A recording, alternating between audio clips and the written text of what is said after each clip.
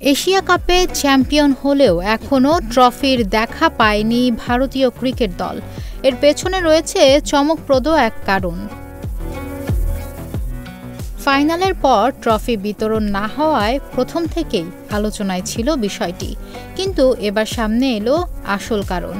ভারতীয় খেলোয়াড়রা পাকিস্তান ক্রিকেট বোর্ডের চেয়ারম্যান ও এশিয়ান ক্রিকেট কাউন্সিলের সভাপতি মহসিন নাকভির কাছ থেকে ট্রফি নিতে রাজি নন। ক্রিকেট বিষয়ক জনপ্রিয় ওয়েবসাইট ক্রিকবাজের এক প্রতিবেদন জানায়, মহসিন নাকভির একটি শর্ত মানলেই কেবল ভারতের হাতে উঠবে সেই শিরোপা।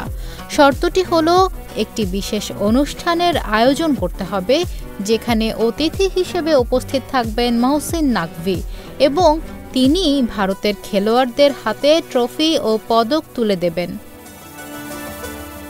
তবে ভারতীয় দল এই শর্ত মানতে নারাজ।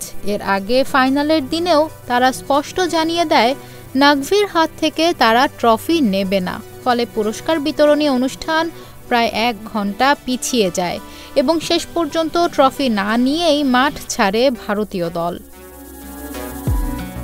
বিবিসিআই দাবি করে, নাকভি ট্রফি ও পদক হোটেলে নিয়ে গেছেন এবং তা দ্রুত ফেরত দিতে হবে। এদিকে ভারতীয় গণমাধ্যমে প্রকাশিত খবর অনুযায়ী নাকভি নাকি বিসিসিআই এর কাছে ক্ষমা চেয়েছেন। তবে এ দাবি উড়িয়ে দিয়ে এক টুইটে মহসিন নাকভি বলেন, ক্ষমা চাওয়ার মতো কিছুই হয়নি, বরং ভারতীয় গণমাধ্যম মিথ্যা তথ্য ছড়াচ্ছে।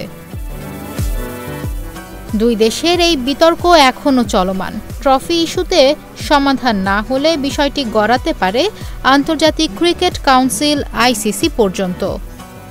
নিশা মাহমুদা, ইন্ডিপেন্ডেন্ট ডিজিটাল।